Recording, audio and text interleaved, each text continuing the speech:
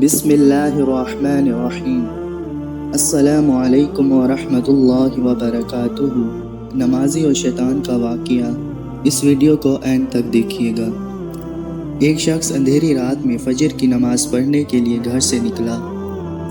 اندھیرے کی وجہ سے اسے ٹھوکر لگ گئی اور وہ منہ کے بل کیچڑ میں گر گیا۔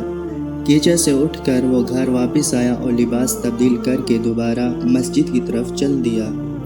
ابھی چند ہی قدم چلا تھا کہ دوبارہ اسے ٹھوکر لگی اور وہ دوبارہ کیچڑ میں گر گیا۔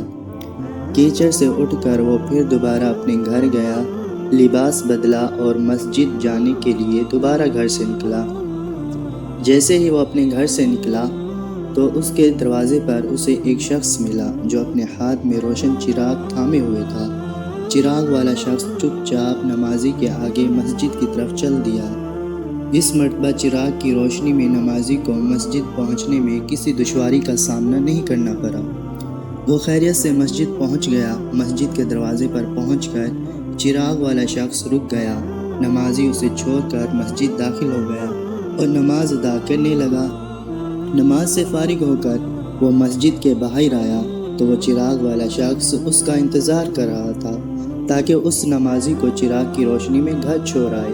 جب نمازی گھر پہنچ گیا تو نمازی نے اجنبی شخص سے پوچھا، "آپ کون ہیں؟" اجنبی بولا، "سچ بتاؤں تو میں ابلیس ہوں۔" نمازی کی تو یہ حیرت انتہا نہ رہی۔ اس اجنبی کی یہ بات سن کر نمازی سوچنے لگا، ابلیس شیطان کیسے مجھے مسجد تک چھوڑ سکتا ہے؟ اس کا کام تو لوگوں کو بہکانا ہے۔ تو اس شخص نے بڑی حیرت کے ساتھ ابلیس سے پوچھا، "تجھے تو میری نماز رہ جانے پہ خوش ہونا چاہیے تھا، مگر تم تو چراغ کی روشنی میں مجھے مسجد تک چھوڑنے آئے۔" ابلیس نے جواب دیا کہ جب تمہیں پہلی ٹھوکر لگی اور تم لباس تبدیل کر کے مسجد کی طرف پلٹے تو اللہ تعالیٰ نے تیرے سارے گناہ معاف فرما دیے۔ جب تمہیں دوسری ٹھوکر لگی تو اللہ تعالیٰ نے تمہارے پورے خاندان کو بخش دیا۔